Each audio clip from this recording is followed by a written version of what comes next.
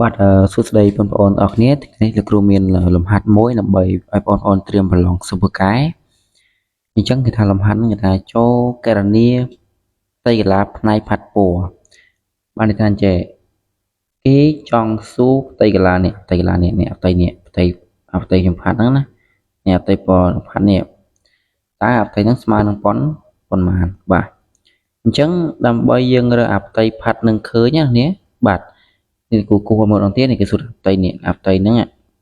ផ្ទៃហ្នឹងខ្ញុំគូហ្នឹងអាផ្ទៃអញ្ចឹងតើស្មើនឹងប៉ុន្មានណាអញ្ចឹងដើម្បីគាត់រកឃើញក៏គាត់អាចទៅរកផ្ទៃកន្លាទាំងអស់ណានេះគឺប្អូនត្រូវរកផ្ទៃកន្លាទាំងអស់ហ្នឹងទាំងអស់ហ្នឹងបាទទាំងអស់ហ្នឹងណាបាទដូរអាផ្ទៃណាគឺដូរអាផ្ទៃនេះដូរអាផ្ទៃពណ៌សខាងចេញពណ៌សខាងទាំង4នឹងចេញណាបាទដកអាផ្ទៃពណ៌សខាងនឹង4នឹងចេញទៅទើបបងឃើញទីឡាផាត់ពណ៌ឯងប៉ុន្តែបើបងអូនយកកលេសមកឆាច់ផ្ទៃរូបទាំងអស់នេះវារាងជាការ៉េណាការ៉េបាទអញ្ចឹងការ៉េអញ្ចឹងផ្ទៃឡាការ៉េវាមិនស្មើគេអូនមិនស្មើជ្រុងគុណនឹងជ្រុង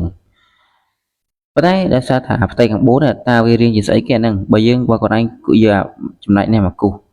បើយើងយកប៉ុណ្ណេះមកគូសមកហើយយកនេះមកគូសមកនេះមកប៉ុណ្ណេះទៅ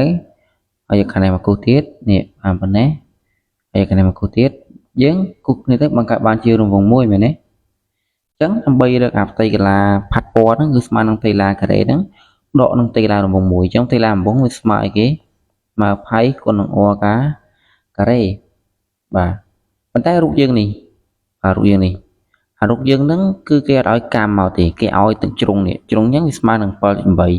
អញ្ចឹងបានថាបបាយហ្នឹងគេហៅថាជាកម្មអញ្ចឹងកម្មអអញ្ចឹងដើម្បីរកកម្មវាយើងត្រូវយកអានោះចែកអំពីទៅសារវា2នេះម្នាក់វាស្មើនឹងវាកដាម្នាក់ណា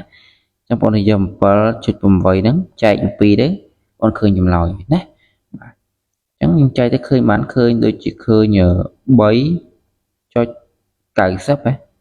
3.90 ម៉ែត្របាទហ្នឹងហើយអញ្ចឹងឃើញប៉ុណ្ណឹងណាបាទសង់ទីម៉ែត្រសំទោសអញ្ចឹងពេលដែលបងអូនស្គាល់កម្មវាហើយណាបាទអញ្ចឹងអវាបងយក 7.8 អញ្ចឹងចែកអំពីទៅបងឃើញ3បាទឃើញ3បាទគូសំសេរច្បាស់តិចដាក់ពណ៌ខៀវចុះបាទបងឃើញ 3.9 សង់ទីម៉ែត្រអាចជ្រុងវានេះមិនជ្រុងដែរអញ្ចឹងហ្នឹងឲ្យ a បានស្មើ a វាស្មើប៉ុន្មាននេះ a វាស្មើនឹង 7.8 សង់ទីម៉ែត្រតោះឥឡូវយើងរើវាយើងដាក់ដោយសារដោយជំរាកបាទដោយជំរាកផ្ទៃពណ៌សនោះដោយជំរាកអាផ្ទៃពណ៌សបាទផ្ទៃពណ៌សទាំង4ហ្នឹងបាទផ្ទៃពណ៌សទាំង4ហ្នឹងគុំគ្នាបានជារង្វង់មួយណាអញ្ចឹងគុំគ្នាបានជារង្វង់មួយខាងរង្វង់មួយវាស្មើនឹងផ្ទៃឡារង្វង់ណាបាទរង្វង់មួយអញ្ចឹងផ្ទៃកន្លាផាត់ពណ៌តាមដល់អក្សរ A ចុះអញ្ចឹង A វាស្មើនឹងបាទផ្ទៃកន្លាទាំងអស់រាងជាការ៉េណាបាទនេះ